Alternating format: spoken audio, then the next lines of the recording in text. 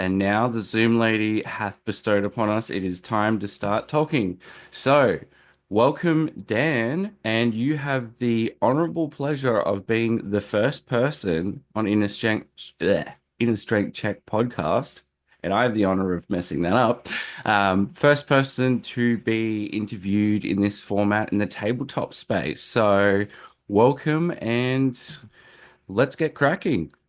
Absolute honor to be here, especially after the guitars and drums came through. Awesome, awesome. So a little bit about Dan. So Hmm. Dan is Master of Primary Education trained teacher. Currently doing, as you just mentioned, a course on teaching English as a second language. You're also involved with quite a few things, my friend. You've got your GMing with Melbourne Gamers, and then you're Hmm. also involved with racing three chickens, two dogs, two kids in Footscray. And then on top of Yes, that, you're running weekly tabletop therapy or tabletop RPG groups with a therapeutic focus for um, teenagers in Footscray. that's right. Yes, that's been going for a few years now, that last one. Wow. So that's a lot. That's a lot. You got a Yes. lot going on, a lot on your plate, mate. Yeah. Yeah, it feels a bit crazy sometimes, but Mm. pretty lucky that my wife and I are really good at supporting each other and doing our external things as well as what's needed for the family. And Yeah. yeah, that's it's been great. That's awesome. So, catch me up a little bit on where you're at with everything. So you're doing some work, but on around that, like you've done a fair bit, mate. I've seen that you've been involved with you've been on some panels, for instance, with PAX, Yep. and you've got your own blog. So there's Mm-hmm. quite a fair bit happening at the moment. What's your current sort of focus? Well, my main thing at the moment, so with my primary teaching, I teach at a school called the Western English Language School, where we teach new migrants, Mm.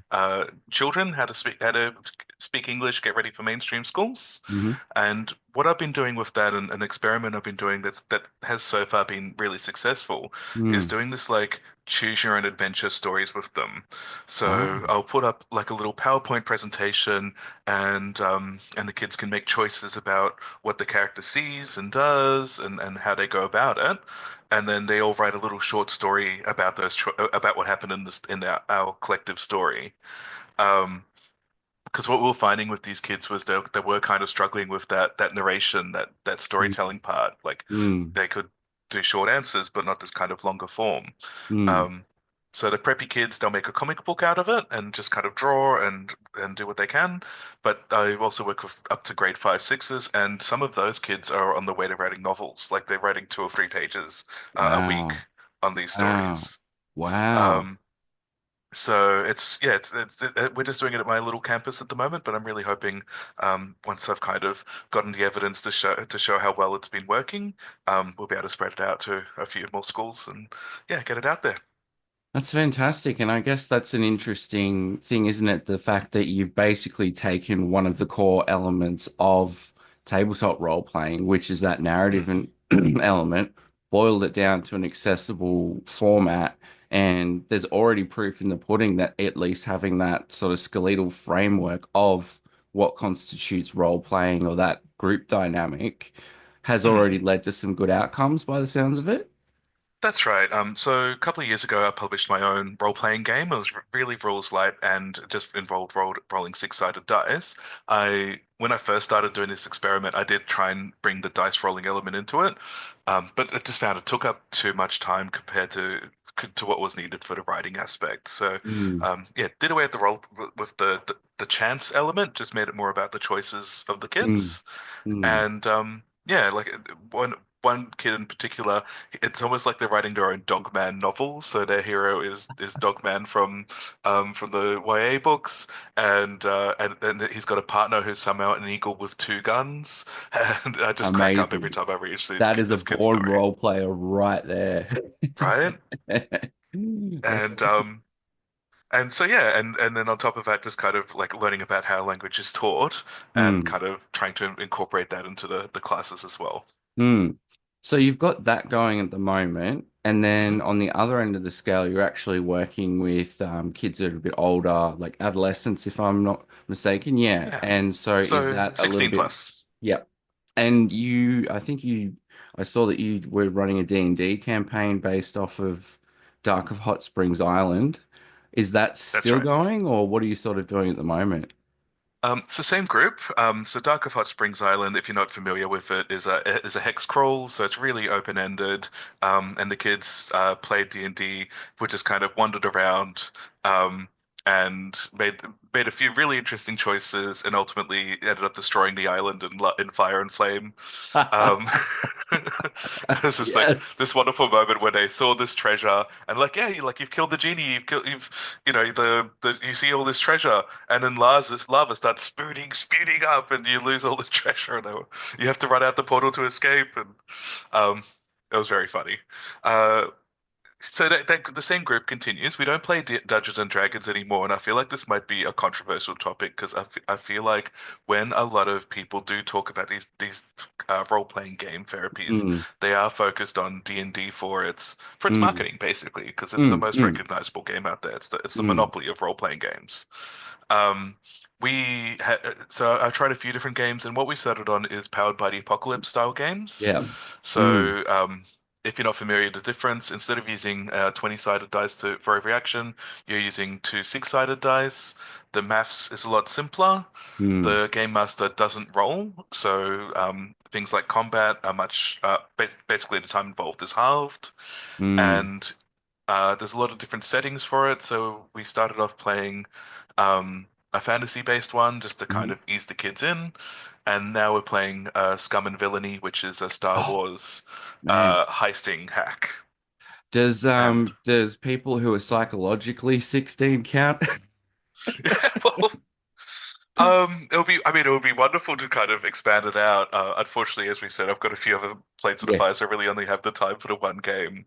Mm, But it has been just so wonderful watching these kids kind of plan out, decide who their characters are, plan out, aim for their strengths.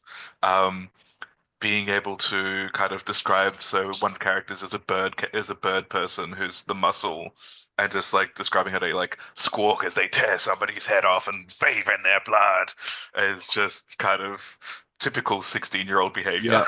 Very metal. Very metal. I'm all Yes. about it. Honestly, it just sounds like one of my campaigns. Yeah. Um, But but so what we see yeah. with these Sorry. role playing sessions, and what I've said on panels and things in the past, is that it's a really good space for kids to practice those social skills. Mm, So these are mm. kids, especially if they are neurodiverse. But one is also homeschooled, so they don't have that extra social contact Um, otherwise. yeah. But being in a situation where it's like, I put on this mask of this character and I'm going to talk and I'm going to plan and I'm going to take on your advice, um, you do consistently see improvements in that sociality outside of these sessions. Um, so this one client, when they first started, was barely speaking. They were non-speaking practically. They said five Mm, words in a 2-hour session, and most of those words were goose because that's their favorite animal. Um, and then to go from there to being the bathed in blood and smashing things apart has been a journey. And then hearing that mm. they've then gone on to do sports clubs Wow. journeying overseas, which was just a complete no-go for Wow. most of Yeah. their life. Um, Mm. yeah, is absolute signs of progress. And the thing is that you're not just saying that, even though, obviously I'm not going to be like, oh, did you really?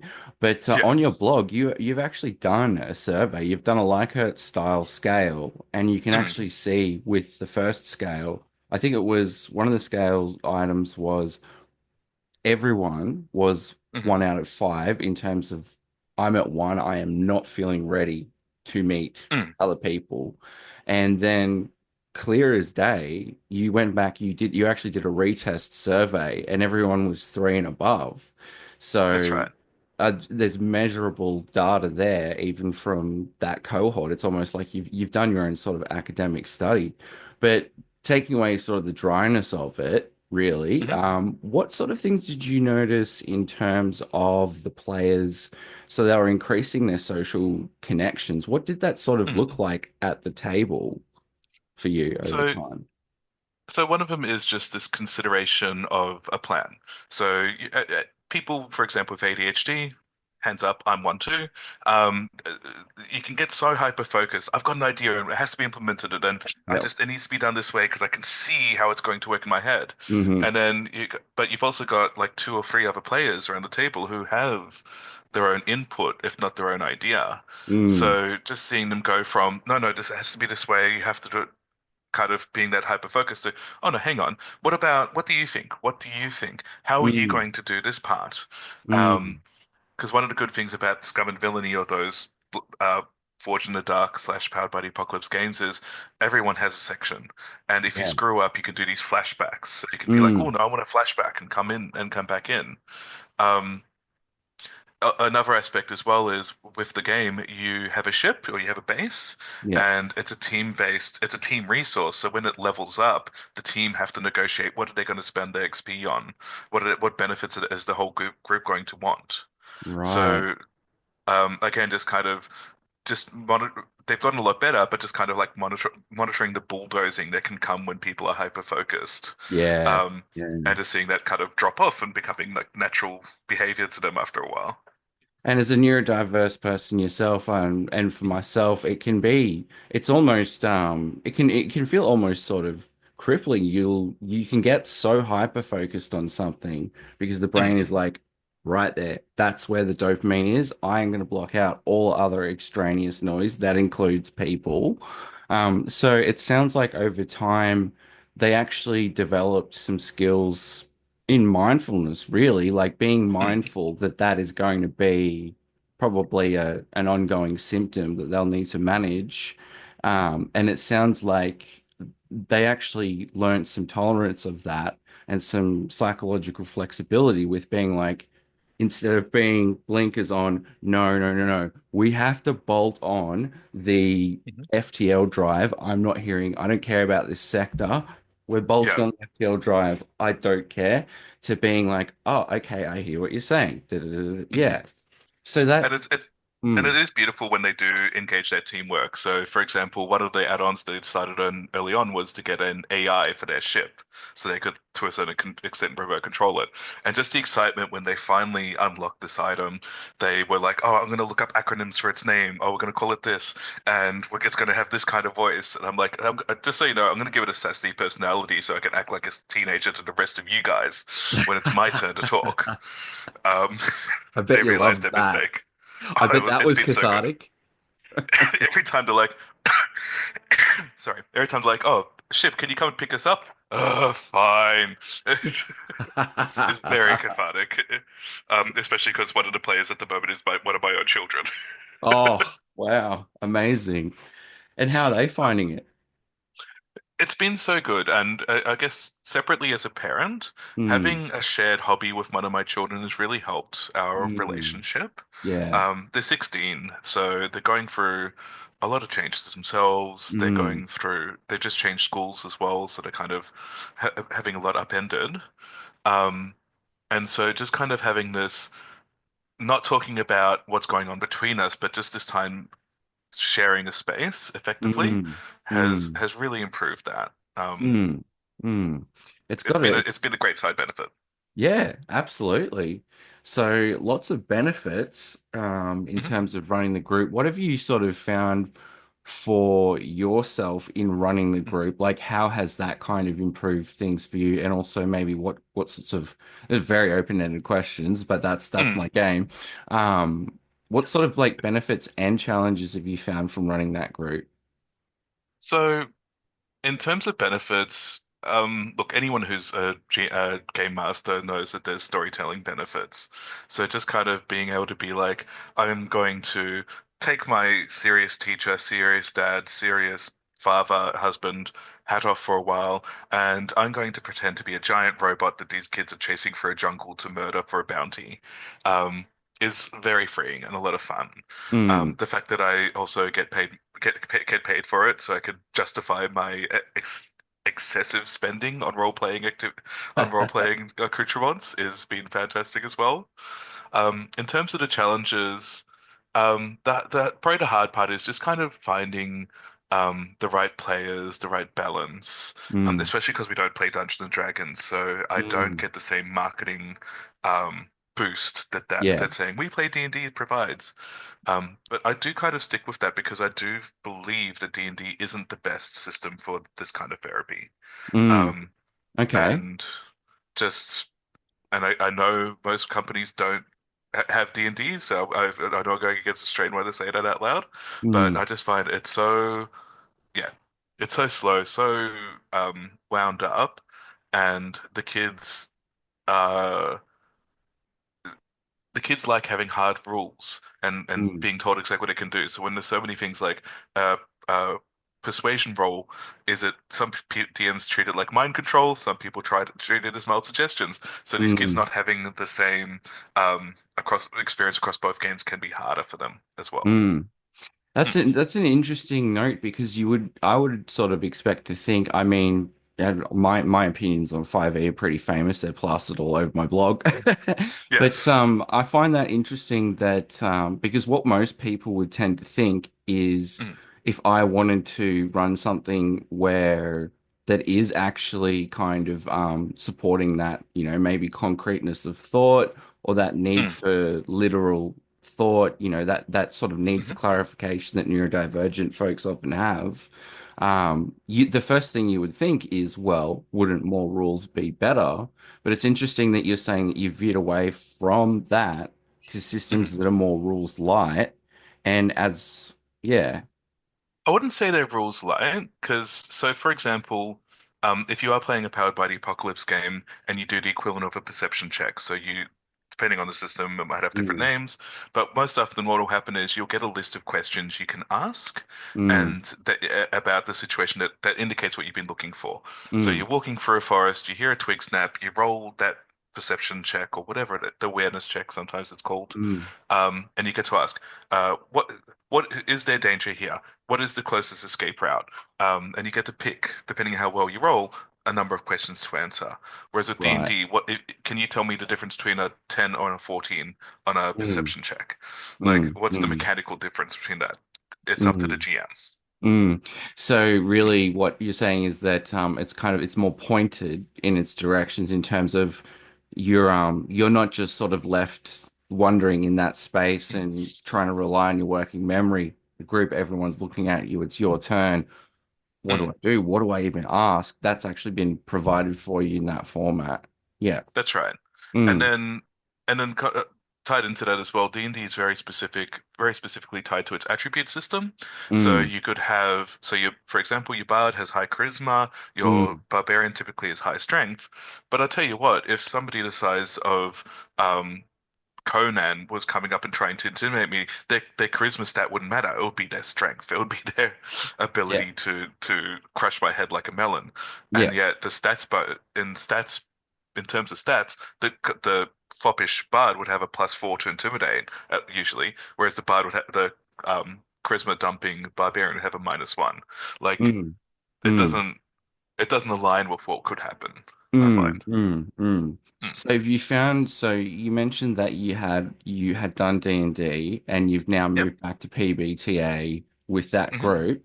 Have you guys tried any other sorts of systems or is that the only sort of two that you've run with the group? Um, So we've done a few different ones. We did Fragged Empire for a little while as a little short stint, Mm-hmm. which, if you're not familiar, is a Melbourne-designed role-playing game set in a far distant future where humanity has died out, and basically all the genetic mishmashes that we created before we went the way of the dodo are left fighting over the scraps. Um, Very fun system. I really enjoyed it, but the kids kind of didn't gel with it as much as I'd hoped, so we moved on from there. In between our kind of bridging Powered by the Apocalypse game was one, I think it's called Toons. I might need to look this up, but it's based on being cartoon characters. So just this kind of slapstick, you can do whatever you like, and if Bugs Bunny can do it, then you can too. Um, action was very fun. One of the characters literally blew up an entire armada, and this was like written on the character sheet. It wasn't like extrapolation. It said you destroy an army if you roll this high. Um, so that was Love it. very frustrating to have my army destroyed in one roll. Oh, yeah, and it's the dice gods. You've just got to go with what the dice gods say. Yeah, And it's just like it's written on there. Like I did this thing. Like, oh, great. Um, awesome. And sometimes when I don't have enough players, we'll play systems like 2400 Mm, and Tricube Tales, which are really kind of even lighter. Like what these tend to be one-page RPGs, mm, and the people can make a character sheet that's the size of an index card. mm, Um, I did one for Christmas late last year where the characters were all like claymation style creatures from, those kind of claymation movies that you and I grew up with. mm. But they were stuck in Nakatomi Plaza and Hans Gruber had inadvertently kidnapped Santa and they needed to rescue him. Um, so, Love it. so having those available for one shots has been fun. And so you also designed TOTS, which is, I believe, based off the TriCube system. That's right, yeah. It's a much more simplified version. So at the time when I started working on inventing this system, I was working for a special needs school Mm, part-time, which is basically an environment when you have, basically everyone needs supports. Most of the children are non-speaking. mm, They might have mobility issues or hand function issues. So I was looking at that, starting to get my idea for my what I mentioned before in terms of those role-playing classes. mm, And I thought, well, how would you make a role-playing game so simple that these kids could still participate? mm, Um, so I created Tots with that idea. The character sheet has no words on it. It's literally just images. And the idea being that you can, if as long as you can kind of describe what you're wanting to do in a way of strength-based, quickness-based, or intelligence-based, or brains-based, then you can roll for it and give it a go. awesome. Um, and I'm working on an expansion at the moment where it doesn't even need dice. Like it just needs some kind of element of chance. So because some people can't roll dice, or they might be vision impaired. But if Mm, we can find some other way of involving them, then going from there. mm. I mean, what's coming through clearly, I mean, I know you, I have background history, but I guess for the listeners and the viewers, that accessibility is a strong focus for you. It really is because there are a lot of social benefits to playing role-playing games. Mm, There is a lot of fun to be had. So this mm. kind of image of people who play these games who are just basement-dwelling troglodytes who hiding behind who just, get together and play games against each other. Covered in To quote Dorito dust. yeah, Yeah. well, to quote the IT crowd, Dungeons and Dragons, is that a sex thing? Gosh, no, Jen. Um, Um, yeah, so whereas if you can put it into schools, you can put it um into birthday parties. I've run games for birthday parties before. You put it into people's lives, they can get that social connection that sometimes people can lack, but still kind of mask it between I'm having fun playing as this paladin devouring dragon born person.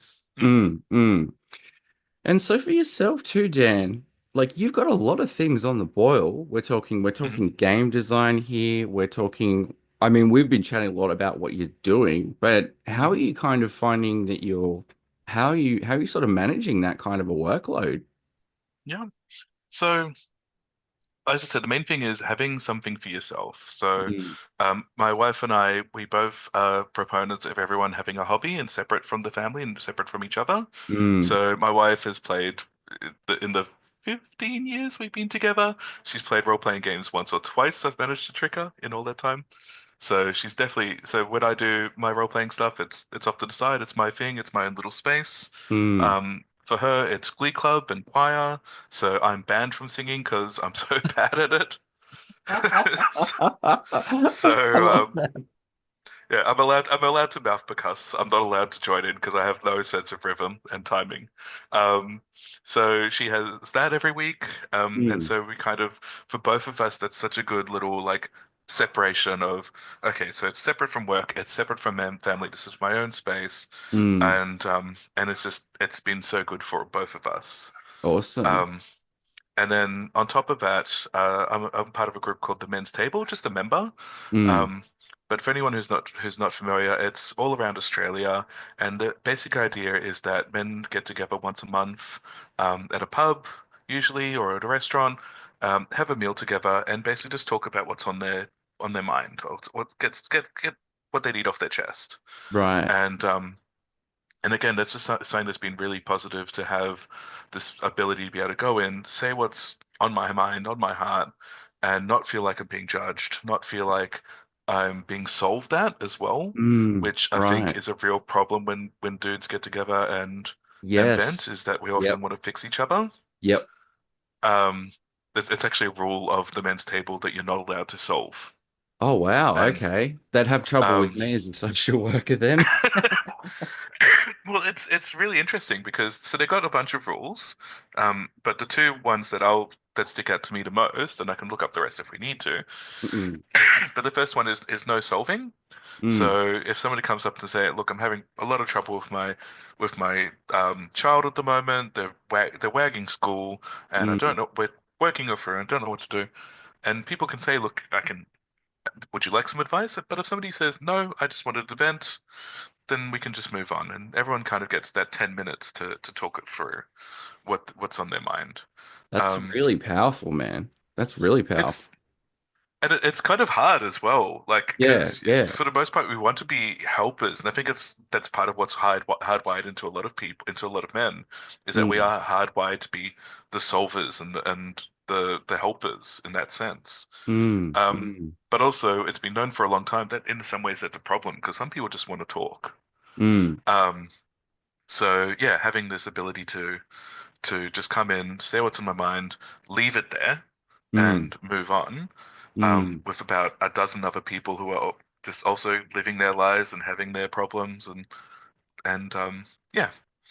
It's a very sort of, it's something that sounds possibly easier to do in theory than in practice, but I find it interesting that you're engaged with that space as well as the tabletop space because both I think in terms of male culture, male Western Mm, values, especially Australian male values, it's sort of like, again, as you're saying, at one point in time, it's less so now, but mm, RPGs was seen as a bit gauche or mhm, getting together to talk about feelings like that's sort of they're both very much bucking those gender norms, but for me, I feel like it's only really kind of bucking Western norms that men have about mental health, that we're very individuated, very individualized. And as you said, you've got a strong psychosocial focus. And mm, isn't it just interesting that it's sort of Western culture has gotten to a point where we're seeking those kinds of spaces out. You're going to places like Men's Table where that very sort of functional natural, but also very mm. kind of functional and task oriented approach is like, no, we're actually just going to sit with the emotional side of it. Yeah. That's an entirely new skill set for a lot of men, I think.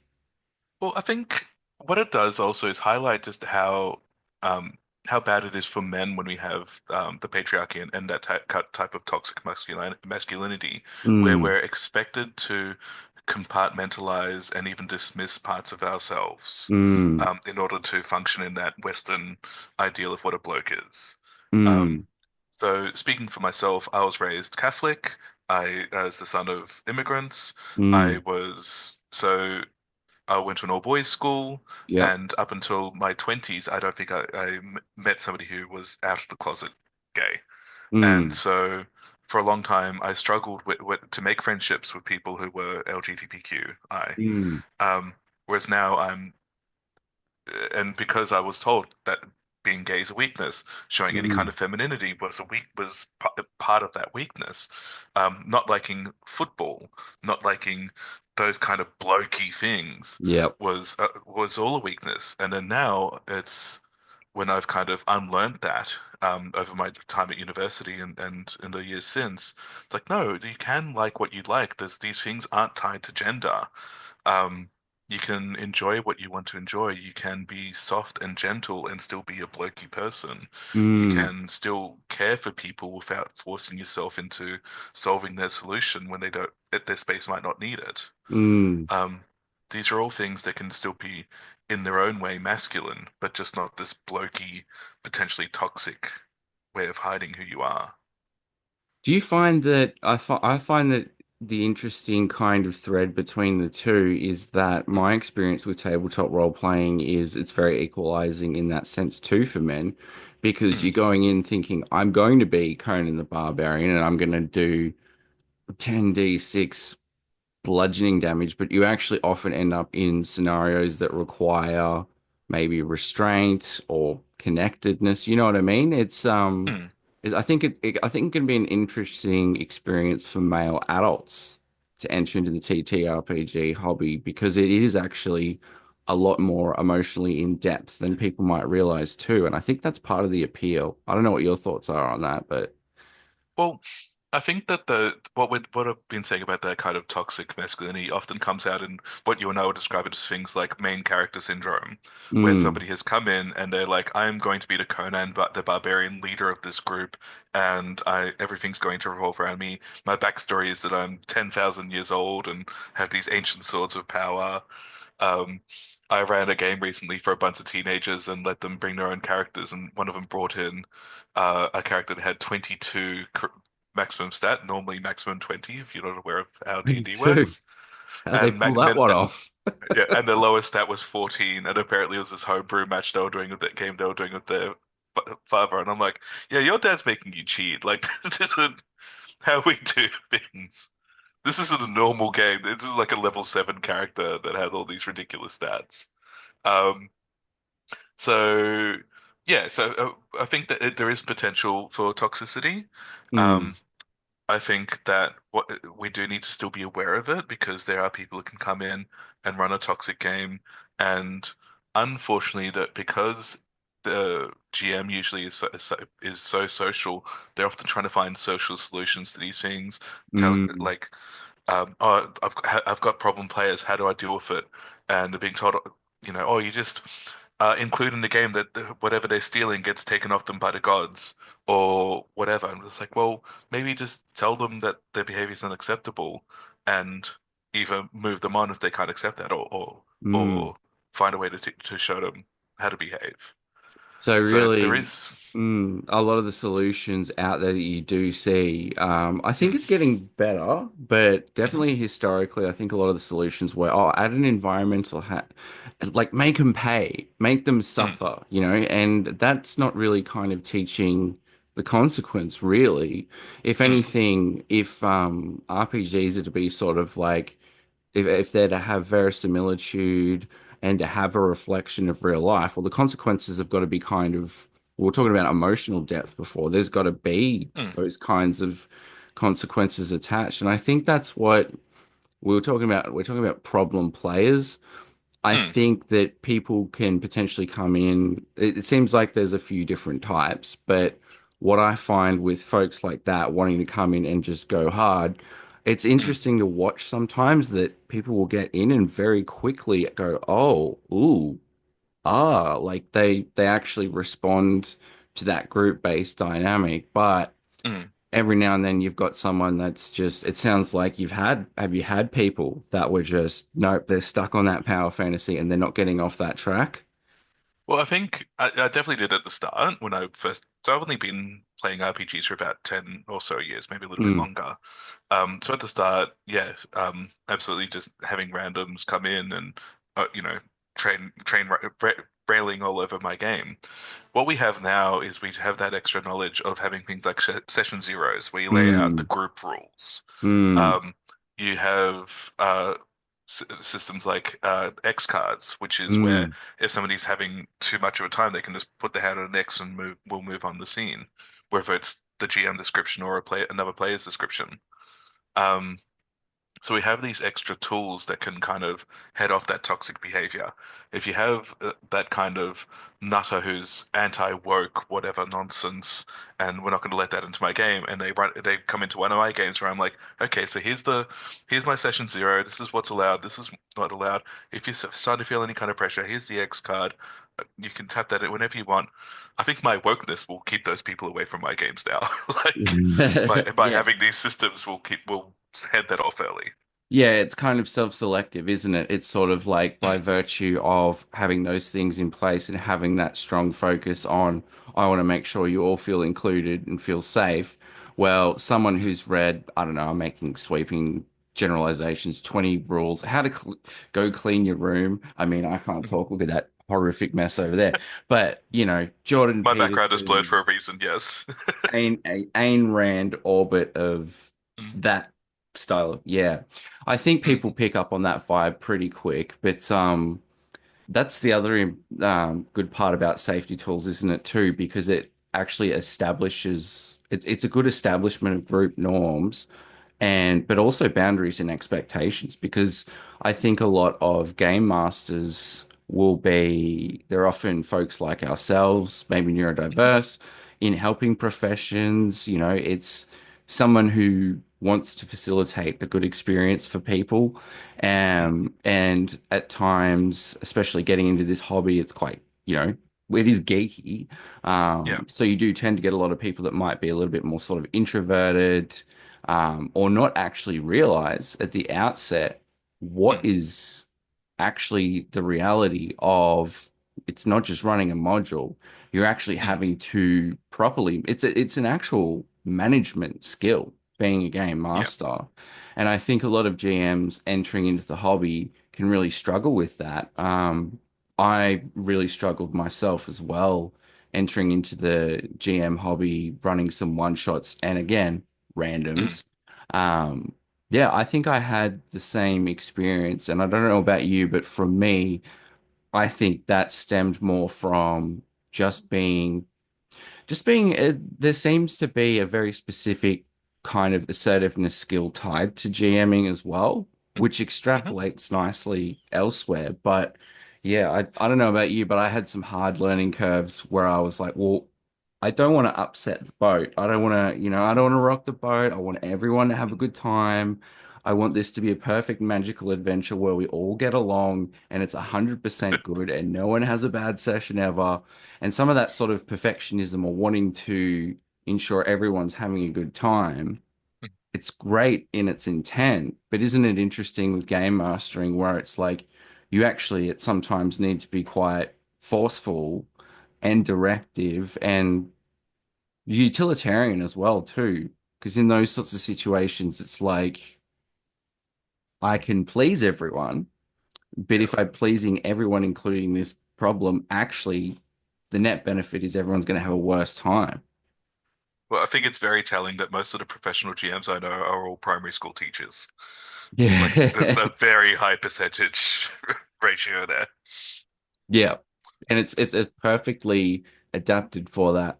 Gang, just wanted to let you guys know that we are currently featuring some artist tracks, especially independent and up and coming artists. So while we took a little bit of a break, Dan and myself, for the interview, I'd like to feature a track from Mickey Lilly, who sent us an email to innerstrengthcheckmedia@gmail.com, requesting some coverage. So we're very into covering bands and especially independent bands, creators, publishers, tabletop artists, that sort of thing, game designers.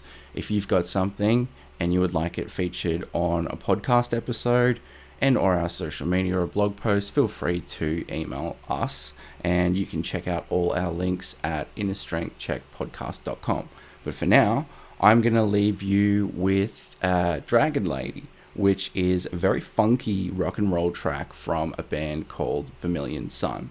So enjoy the track, have a bit of a break, have a stretch, have a boogie, jump around, do whatever you need to, and then Dan and myself will see you shortly. Do be sure to figure out to check out these guys. I will have links in the show notes for the podcast as well as the interview. Peace.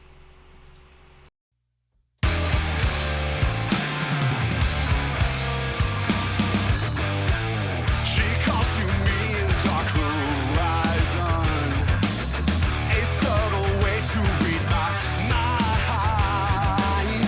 She wraps her hands around my throat.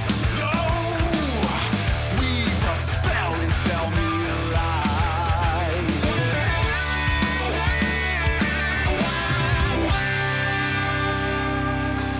She fell to me sobbing and crying, all dressed in white, so etched in time.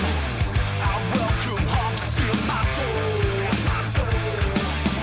Hold your breath and say goodbye. She is my only one. She is my rising sun. She is my dragon lady. Oh, I'm screaming for you. Dragon lady. Dragon lady. I'm bleeding for you. Dragon lady. And now my mind is gone. I see the damage done. She is mine.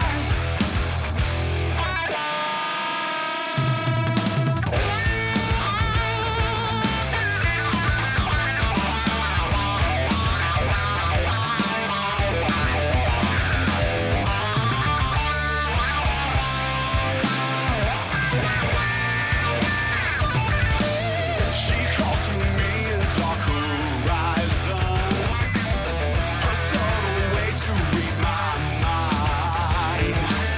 She wraps her hands around my throat.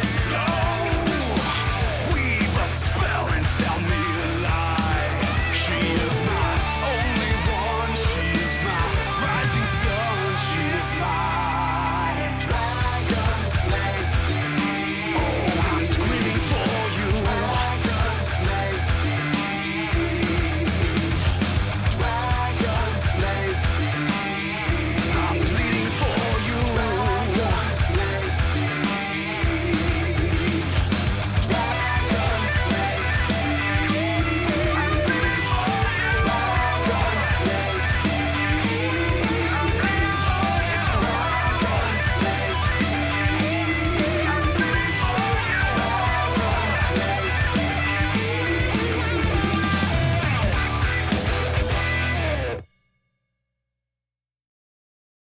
Hang on. Okay, we are back after a break, feeling very refreshed. Thanks I, for that enlightening first part discussion, Dan. That was really cool. I just got my mug of tears of my players for the second half. Yes, yes, very enlightening. Allow me to sip the tears. Oh, delicious. It's full of egotistical barbarians. So I guess we've kind of talked around the more sort of professional side of things, but I think before we sort of wrap up today, I'm just interested to get stuck into a bit of a powwow for you about Yeah. GMing because you mentioned it's a great escape. It's your hobby, obviously. Mm. So what's your hobby looking like? What's your hobby life looking like at the moment? What have you got on at the moment? Yeah. So at the moment, I'm running. So I run my neurodiverse kids once a week. Mm, I've also got my own podcast called Mist World. We're about to start recording the third and final season for that. Um, that's been really fun. It was a campaign I thought of while we were in lockdown, and mm, was this kind of like, at least for me, visceral response to the fact that we were stuck inside and locked mm, in for so long, and against something that was pretty much felt like it was everywhere at the time. mm, Um, just separately to that, I've been rewatching a show called Mythic Quest, which is an Apple TV video game series, and they have an episode in the first season about being in lockdown, and I was just like, oh my God, that was really only just not so long ago, but it feels yeah, like it's been a lot longer than it yeah. has. Um, yeah, so we're just kind of enjoying that and working with a really good, fun group of people over there. Okay. Um, but I also have like games that I play in. So I've got a game of Pathfinder 2 that I'm a player in, Mm, and I play a druid who shapeshifts specializes in. Um, and I just like got the ability to shapeshift into dragons, and it's just Nice. basically this character is just like, yes, I've got a full caster spell list of things I can do. I don't do any of that. We don't do that here. I'm here to eat people. So, so every time we go to a fight, it's like like I just like reflect. I was like, look, going for my spell list. Like, oh yeah, Corey could have been useful if I'd cast over those spells. But also, like, I just literally ate the bad guys, so it's fine. Like, didn't need to overthink this bullshit. And it's That's kind of amazing. fun. It's just so fun to be just like, I'm not going to strategize this. This character is literally the Hulk of the group. Every time there's Love it. planning, like heavy thinking Dan's like, I've got an idea, but my character doesn't. So, Yeah. Yeah. um, the one time that I spoke up in this game, um, basically it's an evil campaign. We're bad guys, Right. hence the constant eating. And we had this like evil temple that we were restoring, and this group of paladins came up and were like scouting the area, were getting ready to attack us. And we knew that there was a good um, dragon around that was checking out the area. And so I said, well, I'm going to shapeshift into this dragon, go up and tell them it's all chill. I've taken care of it. You guys need to get out of here before the corruption takes you too. And everyone was like, "All right, like you're the tank anyway, you can like give it a go." So I did that, and I rolled amazingly, and the GM rolled their insight check incredibly poorly, and so Yes. every time ever since then, everyone's been like, "Oh, we need to plan something out." I'm like, "Well, we could run off my existing success run of 1 for 1, and I'll tell you what we're going to do next." And thankfully, none of them have taken me seriously since. That must feel so cathartic, man, being like playing an evil campaign because you're doing teaching, you're doing a lot of stuff for the greater good, you're GMing, you're running the games. That just sounds like such a lovely little break to be like, no, you know what? I'm gonna go eat me some paladins and That's right. clerics. It is. Look, I recommend it. Hmm. It is a specific published campaign, so if people are looking for their own version um of evil, it's called Something Wicked This Way Comes. I think it's a Pathfinder 1 campaign Ah, that my nice. GM is updating. Yep. Um, but yeah, it's just you get a little bit of base building, you get a little bit of basically the game starts off with you escape from prison and are released by demons who are looking for people to recruit, and you're basically given a choice of sign up with Asmodeus or be gone for or be killed forever. And it's like, all right, as long as it doesn't like clash with my existing nature ideals, I'm down for killing humans. Um, That's amazing. It's like Dungeon Keeper, the Dungeon Keeper. You remember the mm, Dungeon Keeper games? yeah, yeah, yeah. Yeah, it sounds like Dungeon Keeper the RPG, and there was also that indie RPG Kickstarter, which I don't Mm. think I ever got the physical for. I think it actually tanked. I've got the digital files, but it's essentially that. It's you're the bad guys, and you're actually establishing a foothold with corruption and darkness and all that sort of thing. How does that sort of compare with running Mistworld? What Um, system are you using for Mistworld by out of interest? so with Mistworld, we're using something called Tiny Dungeon. Ah, So nice, nice. it's if you're not familiar, super basic system. It only uses two six-sided dice. Mm. Um, it's basically you create characters and you can give them traits, and it's it can be played by children.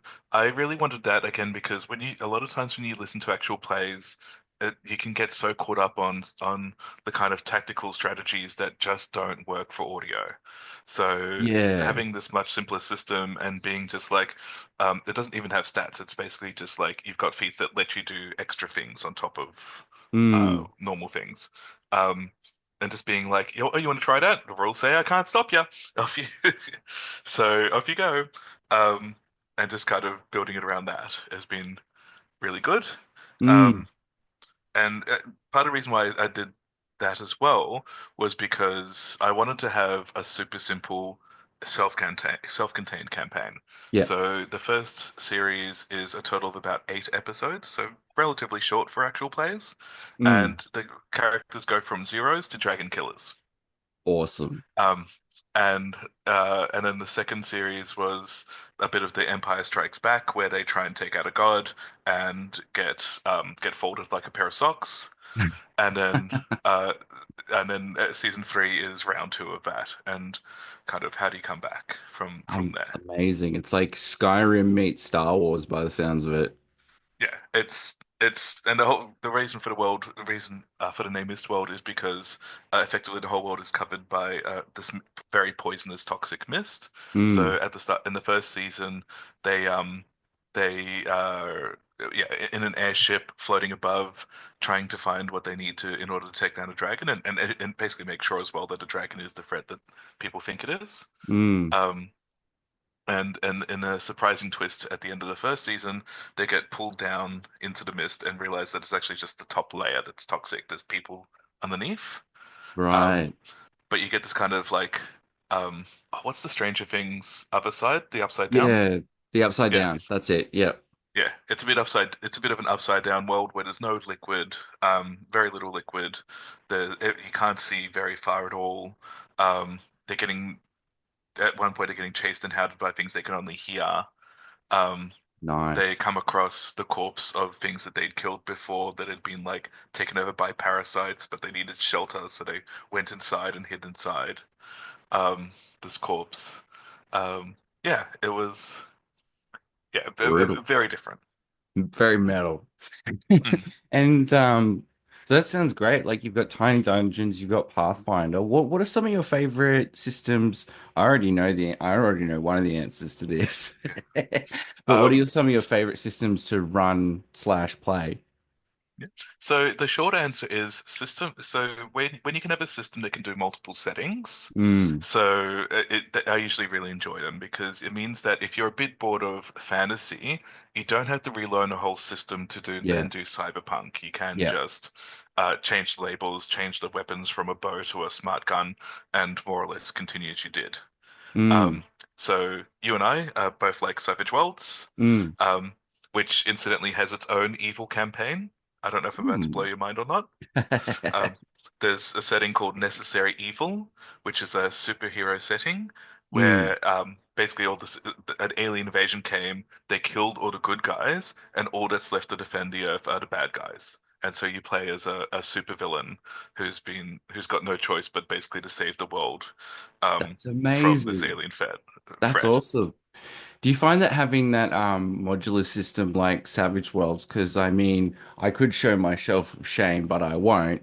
But I've got quite a lot of unplayed systems, and I think for me, with ADHD, it's that prospect of going, oh, okay, now I have to kind of grind for a bit with my Mm, dyscalculic brain and relearn all these mechanics enough. But also, as you mentioned, it's Savage Worlds in particular, I think it's kind of like GURPS, right? Like it's very mm, modular and it's kind of almost purpose built for folks like us that are like, you know what? Um, the trickle of dopamine's run out for fantasy. I'm just not into yeah, it. But we got to go sci-fi now, or we've got to yeah. go this way. Do you find it helps accommodate that, like following your muse, following your hyperfixation sort of thing? It really does. And what's good about Savage Worlds or Suede, as the current edition is called, is that you can even create your own races. Like there's rules around that.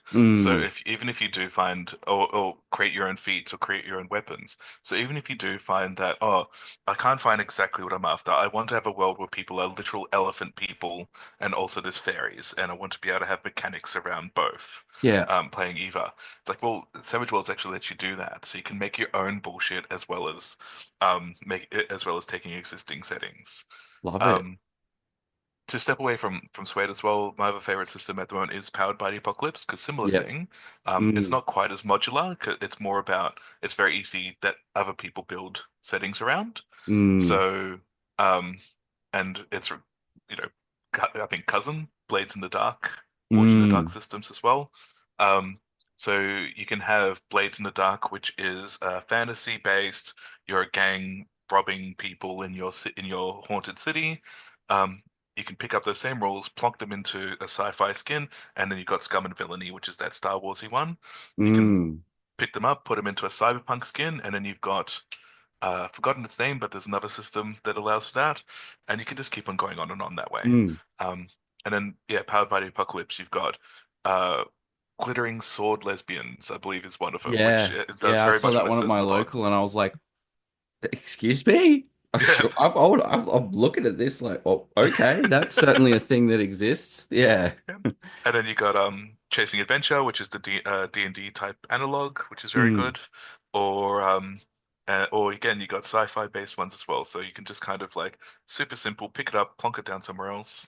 Um, that tiny dungeon also has a tiny D6 system, which Mm. also works for sci-fi, and they've also got a rule set where you get to play as kaiju versus mechas. Oh, So again, once nice. you nailed out the systems, you can then pick them up and put them anywhere.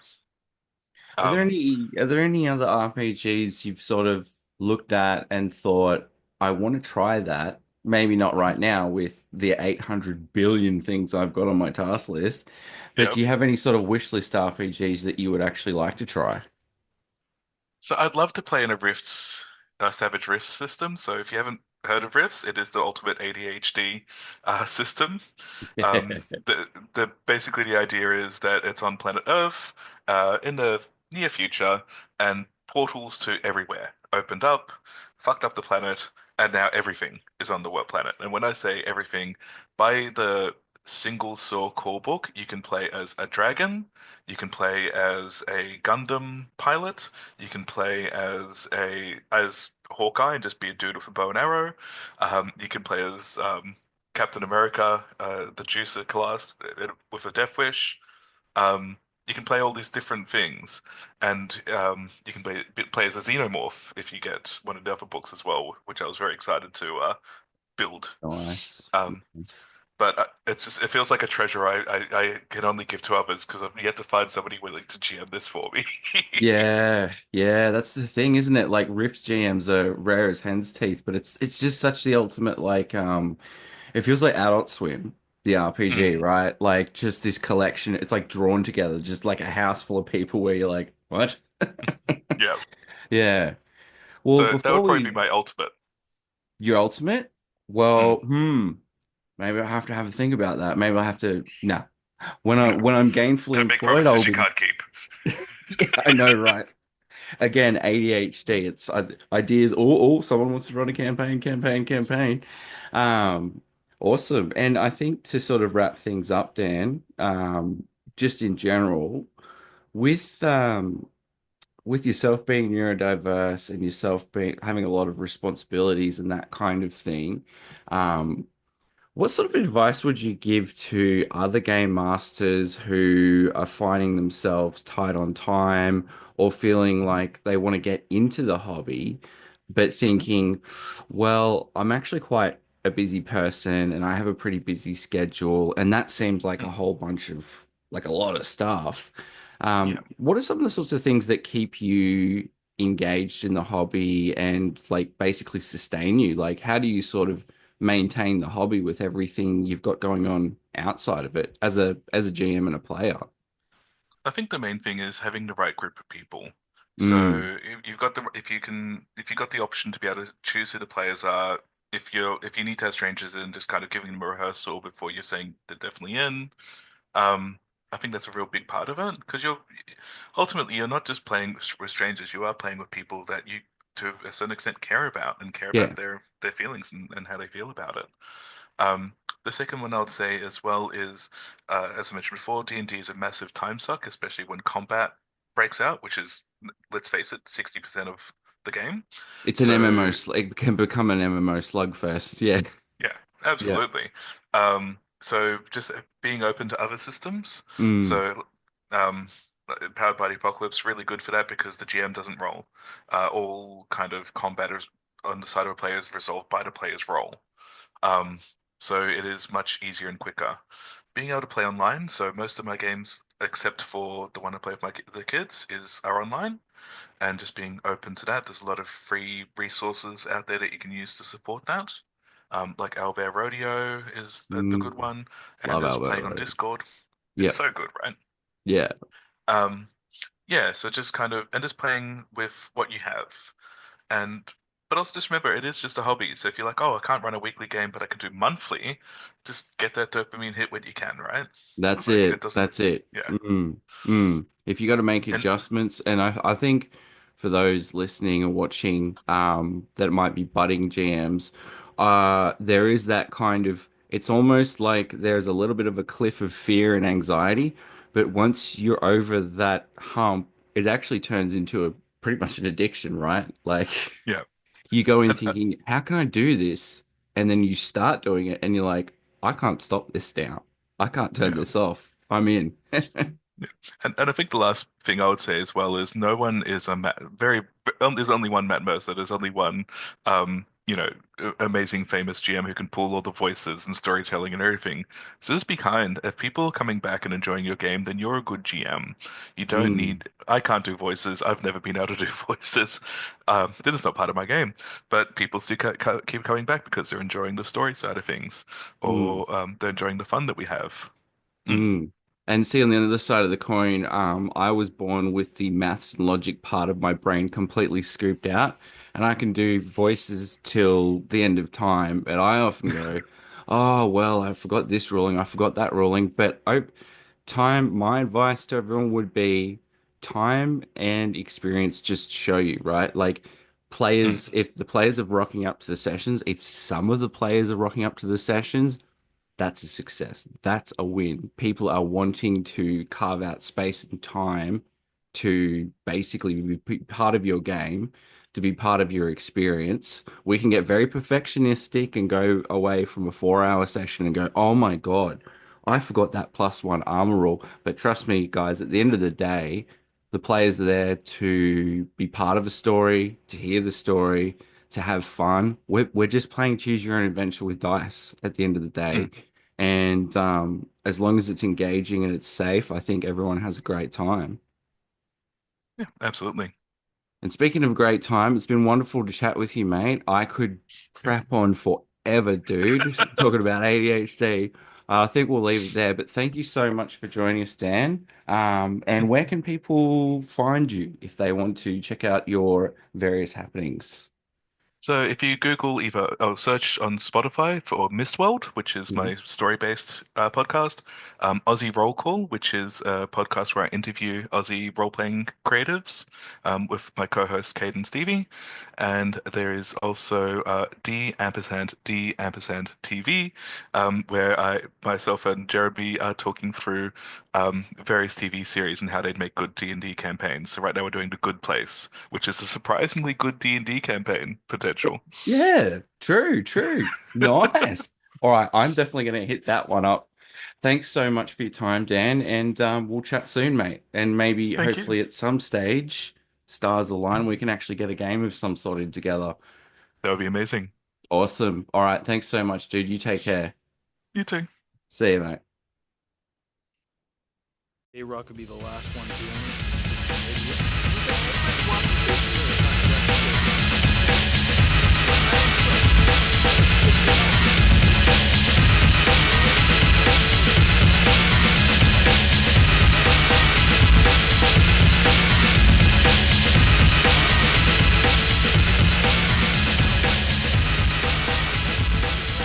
That's cool, you know what I'm saying? Riding on my jock, you know what I'm saying? I'm just